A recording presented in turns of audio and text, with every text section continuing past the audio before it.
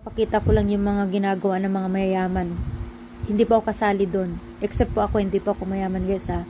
Ipapakita ko lang po yung mga mayayaman na sa likod ko po. Ganyan po sila. Ganyan po ang kasiyahan nila. So napapansin ko lang po, marami pong mga taga Arabo, mga Arabo na tao at Korean na mga turista din.